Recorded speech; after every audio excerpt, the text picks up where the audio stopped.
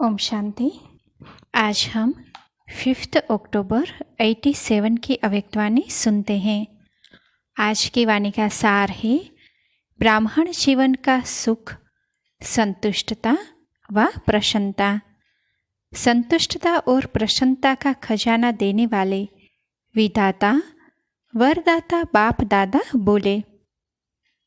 आज बाप दादा चारों ओर के अपने अति लाडले सिकिलदे ब्राह्मण बच्चों में से विशेष ब्राह्मण जीवन की विशेषता संपन्न बच्चों को देख रहे हैं।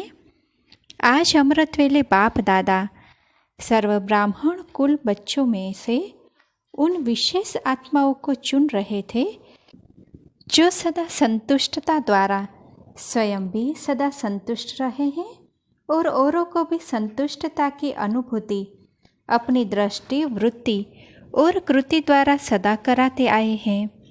तो आज ऐसे संतुष्ट मणियों की माला पिरो रहे थे जो सदा संकल्प में, बोल में, संगठन के संबंध संपर्क में, कर्म में संतुष्टता के गोल्डन पुष्प बाप दादा द्वारा अपने ऊपर बरसाने का अनुभव करते और सर्वप्रति संतुष्टता के गोल्डन पुष्पों की वर्षा सदा करते रहते हैं। ऐसे संतुष्ट आत्माएं चारों ओर में से कोई नजर आई। माला बड़ी नहीं बनी, छोटी सी माला बनी। बाप दादा बार बार संतुष्ट मणियों की माला को देख हर्षित हो रहे थे, क्योंकि ऐसी संतुष्ट मणियाँ ही बाप दादा के गले का हार बनती है, राज्य अधिकारी बनती है और भक्तों के सिमरण की माला बनती है। बाप दादा और बच्चों को भी देख रहे थे जो कभी संतुष्ट और कभी असंतुष्ट के संकल्प मात्र छाया के अंदर आ जाते हैं और फिर निकल आते हैं, फंस नहीं जाते। तीसरे बच्चे कभी संकल्प की असंतुष्टता, कभी स्वयं की स्वयं से असंतुष्टता, कभी परिस्थितियों द्वारा असंतुष्ट, कभी स्वयं के हलचल द्वारा असंतुष्टता और कभी छोटी बड़ी बातों से असंतुष्टता। इसी चक्र में चलते और निकलते और फिर फंसते रहते। ऐसी माला भी देखी तो 3 मालाएं तैयार हुई। मणियाँ तो सभी है, लेकिन संतुष्ट मणियों की झलक और दूसरे 2 प्रकार के मणियों की झलक क्या होगी, यह तो आप भी जान सकते हो। ब्रह्मा बाप बार बार तीनों मालाओं को देख हर्षित भी हो रहे थे, साथ साथ प्रयत्न कर रहे थे कि दूसरे नंबर की माला की मणियाँ पहली माला में आ जाए। रूरिहान चल रही थी, क्योंकि दूसरी माला की कोई मणि बहुत थोड़ी सी असंतुष्टता की छाया मात्र के कारण पहली माला से वंचित रह गई है। इसको परिवर्तन कर कैसे भी पहली माला में लावे। एक एक के गुण, विशेषताएं, सेवा सबको सामने लाते बार बार यही बोले कि इसको पहली माला में कर ले। ऐसी 25-30 के करीब मणियाँ थी जिसके ऊपर ब्रह्मा बाप की विशेष रुरिहान चल रही थी। ब्रह्मा बाप बोले पहले नंबर माला में इन मणियों को भी डालना चाहिए, लेकिन फिर स्वयं ही मुस्कुराते हुए यही बोले कि बाप इन्हों को अवश्य पहली में लाकर ही दिखाएंगे। तो ऐसी विशेष मणियाँ भी थी। ऐसे रूरिहान चलते हुए एक बात निकली कि असंतुष्टता का विशेष कारण क्या है, जबकि संगम युग का विशेष वरदान संतुष्टता है। फिर भी वरदाता से वरदान प्राप्त वरदानी आत्माएं दूसरे नंबर की माला में क्यों आती? संतुष्टता का बीज सर्व प्राप्तियाँ है, असंतुष्टता का बीज स्थूल व सूक्ष्म अप्राप्ति है। जब ब्राह्मणों का गायन है, अप्राप्त नहीं कोई वस्तु ब्राह्मणों के खजाने में अथवा ब्राह्मणों के जीवन में, फिर असंतुष्टता क्यों? क्या वरदाता ने वरदान देने में अंतर रखा व लेने वालों ने अंतर कर लिया? क्या हुआ? जब वरदाता दाता के भंडार भरपूर है, इतने भरपूर है जो आपके अर्थात श्रेष्ठ निमित्त आत्माओं के जो बहुत काल के ब्रह्मा कुमार ब्रह्मा कुमारी बन गए, उन्हों के 21 जन्म की वंशावली और फिर उनके भक्तों की भी वंशावली, वो भी उन प्राप्तियों के आधार पर चलते रहेंगे। इतनी बड़ी प्राप्ति फिर भी असंतुष्टता क्यों? अखूट खजाना सभी को प्राप्त है, एक ही द्वारा, एक ही जैसा, एक ही समय, एक ही विधि से, लेकिन प्राप्त हुए खजानों को हर समय कार्य में नहीं लगाते, अर्थात स्मृति में नहीं रखते। मुख से खुश होते हैं लेकिन दिल से खुश नहीं होते। दिमाग की खुशी है, दिल की खुशी नहीं। कारण, प्राप्तियों के खजानों को स्मृति स्वरूपपन कार्य में नहीं लगाते। स्मृति रहती है लेकिन स्मृति स्वरूप में नहीं आते। प्राप्ति बेहद की है लेकिन उनको कहाँ कहाँ हद की प्राप्ति में परिवर्तन कर लेते हो। इस कारण हद अर्थात अल्पकाल की प्राप्ति की इच्छा बेहद की प्राप्ति के फल स्वरूप जो सदा संतुष्टता की अनुभूति हो उससे वंचित कर देती है। हद की प्राप्ति दिलों में हद डाल देती है, इसीलिए असंतुष्टता की अनुभूति होती है। सेवा में हद डाल देते हैं क्योंकि हद की इच्छा का फल मन इच्छित फल नहीं प्राप्त होता। हद की इच्छाओं का फल अल्पकाल की प्राप्ति कराने वाला होता है, इसीलिए अभी अभी संतुष्टता, अभी अभी असंतुष्टता हो जाती है। हद बेहद का नशा अनुभव कराने नहीं देता, इसीलिए विशेष चेक करो कि मन की अर्थात स्वयं की संतुष्टता, सर्व की संतुष्टता अनुभव होती है। संतुष्टता की निशानी वह मन से, दिल से, सर्व से, बाप से, ड्रामा से संतुष्ट होंगे। उनके मन और तन में सदा प्रसन्नता की लहर दिखाई देगी। चाहे कोई भी परिस्थिति आ जाए, चाहे कोई आत्मा हिसाब किताब चुकतू करने वाली सामना करने भी आए, चाहे शरीर का कर्म भोग सामना करने आता रहे, लेकिन हद की कामना से मुक्त आत्मा संतुष्टता के कारण सदा प्रसन्नता की झलक में चमकता हुआ सितारा दिखाई देगी। प्रसन्न चित्त कभी कोई बात में प्रश्न चित्त नहीं होंगे। प्रश्न है तो प्रसन्न नहीं। प्रसन्न चित्त की निशानी वह सदा निस्वार्थी और सदा सभी को निर्दोष अनुभव करेगा। किसी और के ऊपर दोष नहीं रखेगा, न भाग्य विधाता के ऊपर कि मेरा भाग्य ऐसा बनाया, न ड्रामा पर कि मेरा ड्रामा में ही पार्ट ऐसा है, न व्यक्ति पर कि इसका स्वभाव संस्कार ऐसा है, न प्रकृति के ऊपर कि प्रकृति का वायुमंडल ऐसा है, न शरीर के हिसाब किताब पर कि मेरा शरीर ही ऐसा है।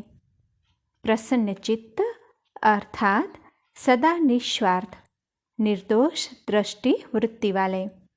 तो संगम युग की विशेषता संतुष्टता है और संतुष्टता की निशानी प्रसन्नता है। यह है ब्राह्मण जीवन की विशेष प्राप्ति। संतुष्टता नहीं, प्रसन्नता नहीं तो ब्राह्मण बनने का लाभ नहीं लिया। ब्राह्मण जीवन का सुख है ही संतुष्टता, प्रसन्नता। ब्राह्मण जीवन बनी और उसका सुख नहीं लिया तो नामधारी ब्राह्मण हुए व प्राप्ति स्वरूप ब्राह्मण हुए। तो बाप दादा सभी ब्राह्मण बच्चों को यही स्मृति दिला रहे हैं, ब्राह्मण बने अहोभाग्य, लेकिन ब्राह्मण जीवन का वर्षा प्रॉपर्टी संतुष्टता है और ब्राह्मण जीवन की पर्सनालिटी प्रसन्नता है। इस अनुभव से कभी वंचित नहीं रहना। अधिकारी हो। जब दाता वरदाता खुले दिल से प्राप्तियों का खजाना दे रहे हैं, दे दिया है, तो खूब अपनी प्रॉपर्टी और पर्सनालिटी को अनुभव में लाओ, औरों को भी अनुभवी बनाओ। समझा? हर एक अपने से पूछे कि मैं किस नंबर की माला में हूँ। माला में तो है ही, लेकिन किस नंबर की माला में हूँ? अच्छा, आज राजस्थान और यूपी ग्रुप है। राजस्थान अर्थात राजाई संस्कार वाले। हर संकल्प में स्मृति में राजाई संस्कार प्रैक्टिकल में लाने वाले, अर्थात प्रत्यक्ष दिखाने वाले। इसको कहते हैं राजस्थान निवासी। ऐसे हो ना, कभी प्रजा तो नहीं बन जाते हो। अगर वशीभूत हो गए तो प्रजा कहेंगे। मालिक है तो राजा। ऐसे नहीं कि कभी राजा कभी प्रजा, नहीं, सदा राजाई संस्कार स्वतः ही स्मृति स्वरूप में हो। ऐसे राजस्थान निवासी बच्चों का महत्व भी है। राजा को सदैव सभी ऊंची नज़र से देखेंगे और स्थान भी राजा को ऊंचा देंगे। राजा सदैव तख्त पर बैठेगा, प्रजा सदैव नीचे। तो राजस्थान के राजाई संस्कार वाली आत्माएं अर्थात सदा ऊंची स्थिति के स्थान पर रहने वाले, ऐसे बन गए हो व बन रहे हो, बने हैं और संपन्न बनना ही है। राजस्थान की महिमा कम नहीं है। स्थापना का हेड क्वार्टर ही राजस्थान में है, तो ऊंचे हो गए ना, नाम से भी ऊंचे, काम से भी ऊंचे। ऐसे राजस्थान के बच्चे अपने घर में पहुँचे हैं। समझा? यूपी की भूमि विशेष पावन भूमि गाई हुई है। पावन करने वाली भक्ति मार्ग की गंगा नदी भी वहाँ है और भक्ति के हिसाब से कृष्ण की भूमि भी यूपी में ही है। भूमि की महिमा बहुत है। कृष्ण लीला जन्मभूमि देखनी होगी तो भी यूपी में ही जाएंगे। तो यूपी वालों की विशेषता है सदा पावन बन और पावन बनाने की विशेषता संपन्न है। जैसे बाप की महिमा है पतित पावन, यूपी वालों की भी महिमा बाप समान है। पतित पावनी आत्माएं हो, भाग्य का सितारा चमक रहा है। ऐसे भाग्यवान स्थान और स्थिति दोनों की महिमा है। सदा पावन यह है स्थिति की महिमा। तो ऐसे भाग्यवान अपने को समझते हो, सदा अपने भाग्य को देख हर्षित होते, स्वयं भी सदा हर्षित और दूसरों को भी हर्षित बनाते चलो, क्योंकि हर्षित मुख स्वतः ही आकर्षित मूर्त होते हैं। जैसे स्थूल नदी अपने तरफ खींचती है ना, खींचकर यात्री जाते हैं। चाहे कितना भी कष्ट उठाना पड़े, फिर भी पावन होने का आकर्षण खींच लेता है। तो यह पावन बनाने के कार्य का यादगार यूपी में है। ऐसे ही हर्षित और आकर्षित मूर्त बनना है। समझा? तीसरा ग्रुप डबल विदेशियों का भी है। डबल विदेशी अर्थात सदा विदेशी बाप को आकर्षित करने वाले, क्योंकि समान है ना, बाप भी विदेशी है, आप भी विदेशी हो। हम शरीक प्यारे होते हैं, माँ बाप से भी फ्रेंड्स ज़्यादा प्यारे लगते हैं। तो डबल विदेशी बाप समान सदा इस देह और देह के आकर्षण से परे विदेशी है, अशरीरी है, अव्यक्त है। तो बाप अपने समान अशरीरी अव्यक्त स्थिति वाले बच्चों को देख हर्षित होते हैं। रेस भी अच्छी कर रहे हैं।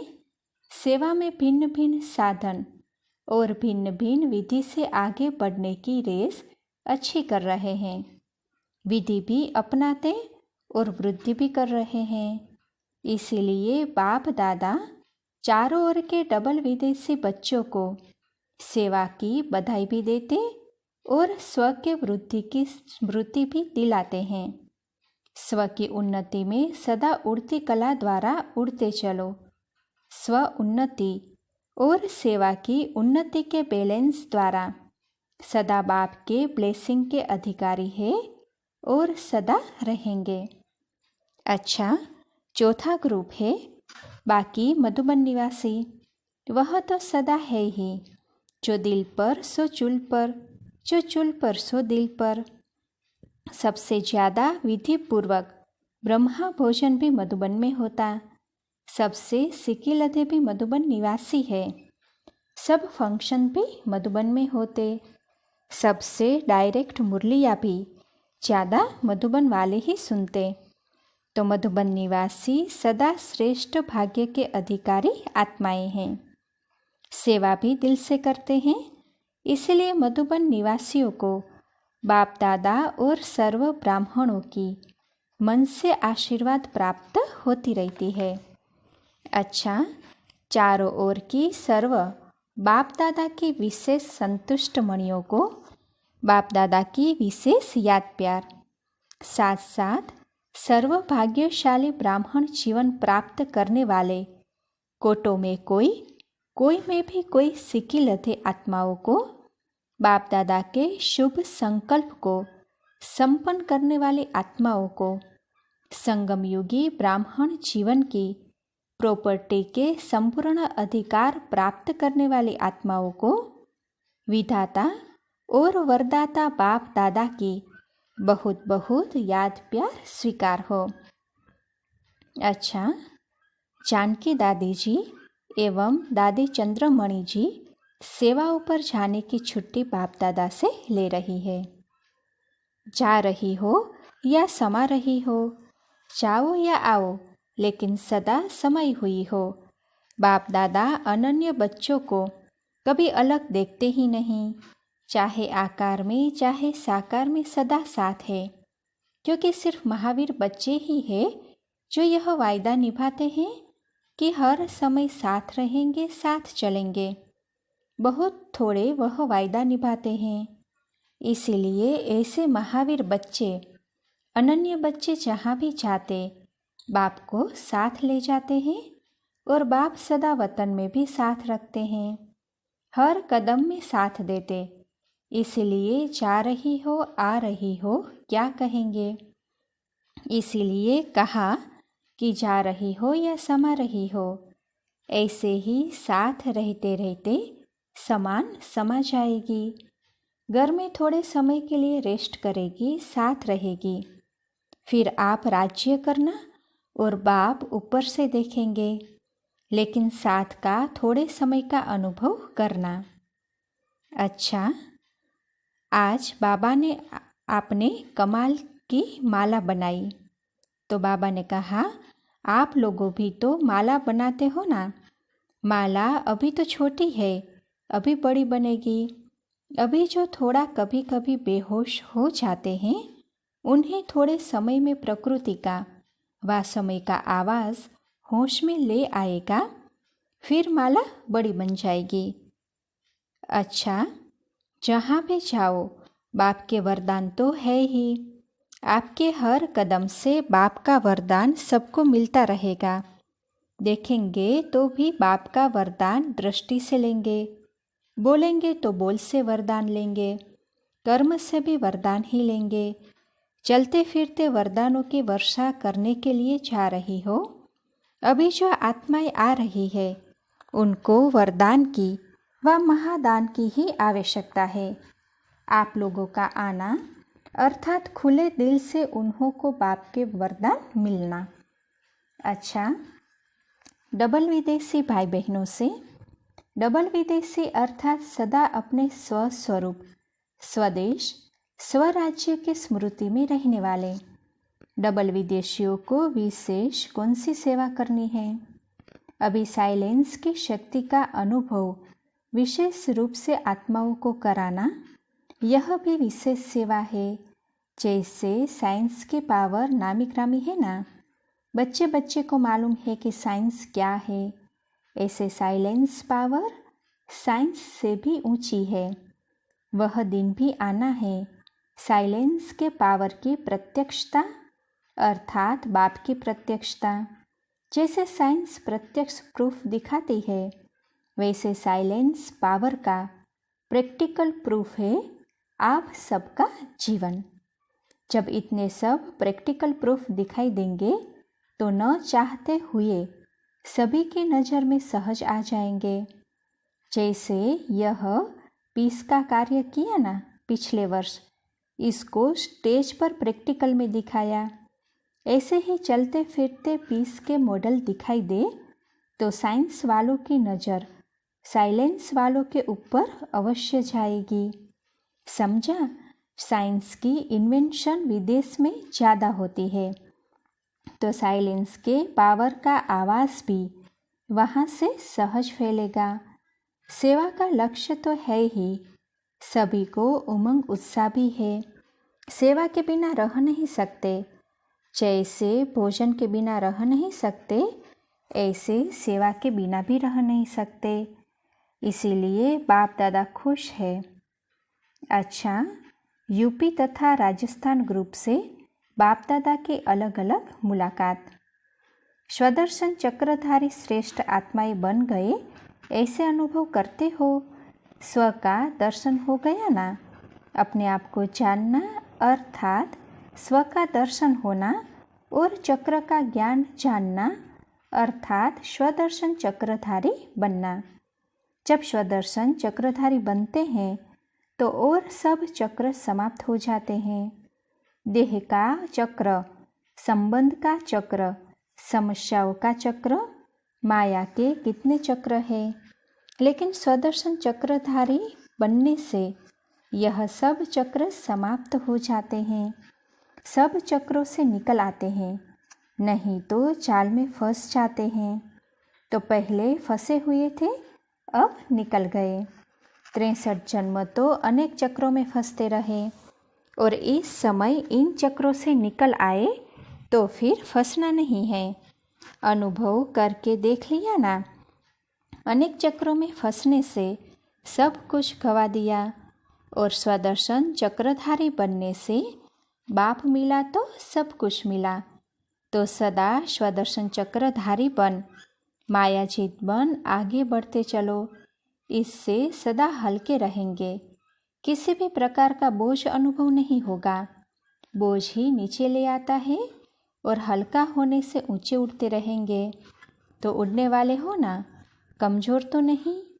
अगर एक भी पंख कमज़ोर होगा तो नीचे ले आएगा, उड़ने नहीं देगा। इसीलिए दोनों ही पंख मजबूत हो तो स्वतः उड़ते रहेंगे। स्वदर्शन चक्रधारी बनना अर्थात उड़ती कला में जाना। अच्छा, राजयोगी श्रेष्ठ योगी आत्माएं हो ना? साधारण जीवन से सहज योगी राजयोगी बन गए। ऐसी श्रेष्ठ योगी आत्माएं सदा ही अतीन्द्रिय सुख के झूले में झूलती है। हठ योगी योग द्वारा शरीर को ऊंचा उठाते हैं और उड़ने का अभ्यास करते हैं। वास्तव में आप राजयोगी ऊंची स्थिति का अनुभव करते हो, इसको ही कॉपी करके वो शरीर को ऊंचा उठाते हैं।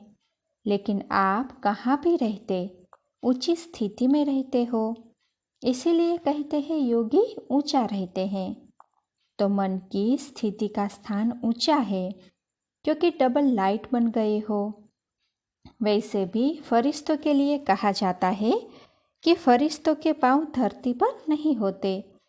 फरिश्ता अर्थात जिसका बुद्धि रूपी पांव धरती पर न हो, देह भान में न हो, देह भान से सदा ऊंचे, ऐसे फरिश्ते अर्थात राजयोगी बन गए।